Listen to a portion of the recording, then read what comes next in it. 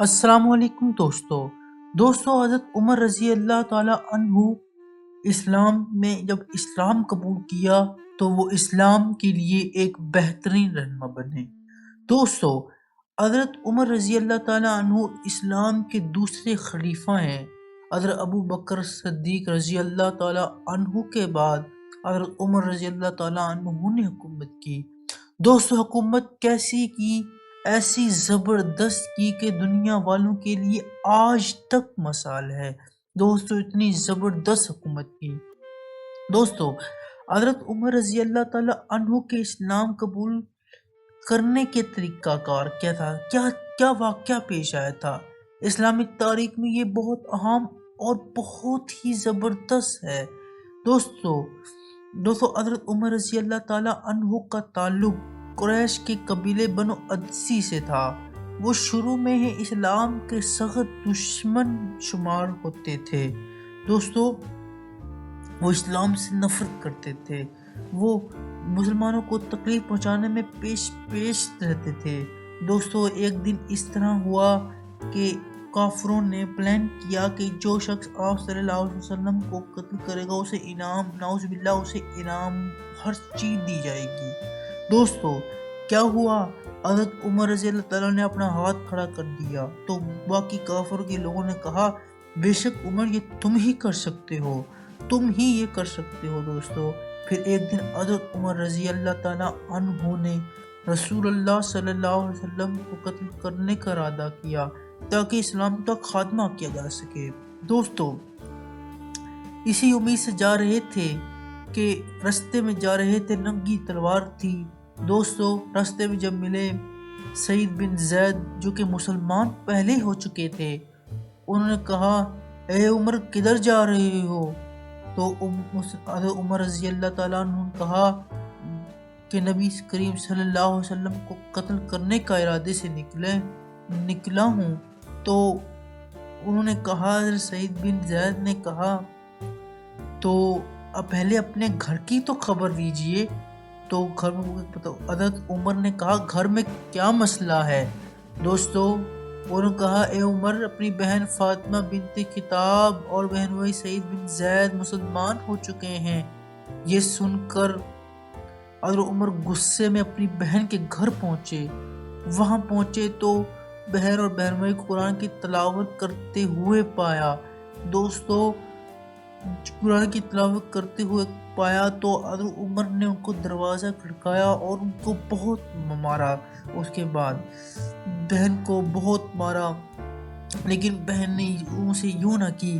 اس نے کہا اب ہم مسلمان ہو چکے ہیں عمر، اب تو دور ہٹ جا، اب تو ناپاک ہے۔ جب حضرت عمر نے قرآن کی طرف دیکھا کہ یہ کیا چیز ہے تو اس کی بہن نے اس کو پکڑا، اے عمر تو اس کو ہاتھ نہیں لگا سکتا۔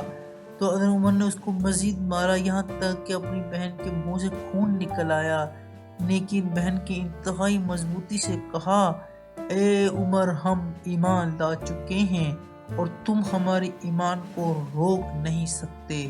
دوستو یہی تھا کہ حضرت عمر نے کہا مجھے ایک دفعہ ہی قرآن مجید پڑھنے دو۔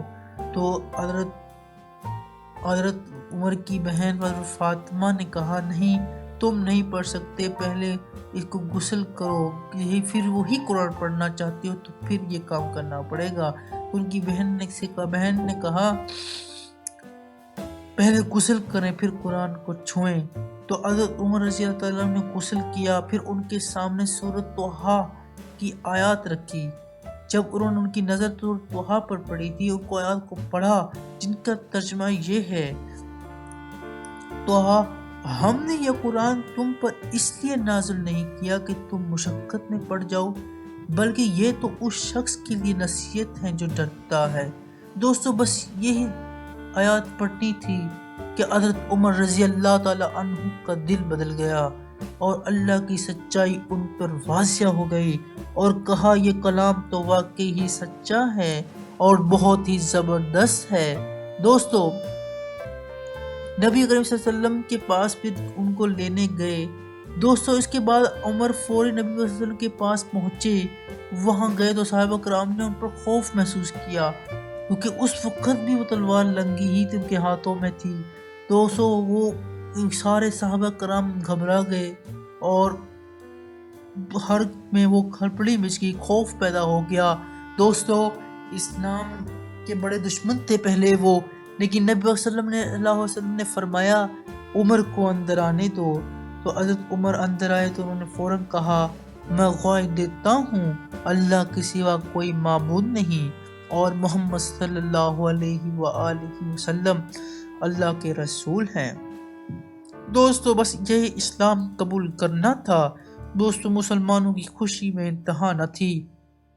عمر کے اسلام قبول کرنے پر مسلمانوں کو بہت خوشی ہوئی۔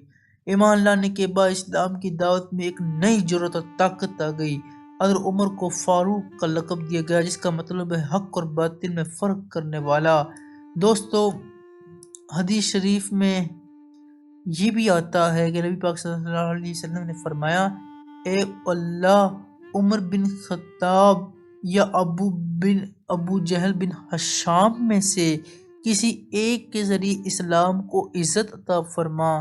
تو آپ صلی اللہ علیہ وسلم کی یہ دعا اللہ تعالیٰ نے حضرت عمر کے حق میں قبول فرمائی اور یہ ان کے حق میں ہی یہ زبردست بات اللہ نے ہدایت دی اور یہ تخت پھر عمر نے اتنی اسلام کی خدمت کی جس کی انتہا نہیں ملتی۔ دوستو ایک دفعہ آپ صلی اللہ علیہ وسلم فرمایا اگر میرے بعد کوئی نبی ہوتے تو حضرت عمر بن خطاب ہوتے۔ دوستو یہ ایک ہمیں اسلام کی خوبصورتی کا واقعہ بتاتا ہے کہ کس طرح حضرت عمر رضی اللہ تعالیٰ عنہ نے اسلام قبول کیا، کس طریقے کے ساتھ اسلام کی خدمت کی، کس طریقے کے ساتھ۔ دوستو یہاں تک دی ویڈیو اچھی لگے تو ضرور سبسکرائب کریں، لائک کریں، شیئر کریں اور کچھ لرن کریں، کچھ نیا سیکھیں دوستو۔ Thank you very much. اللہ حافظ۔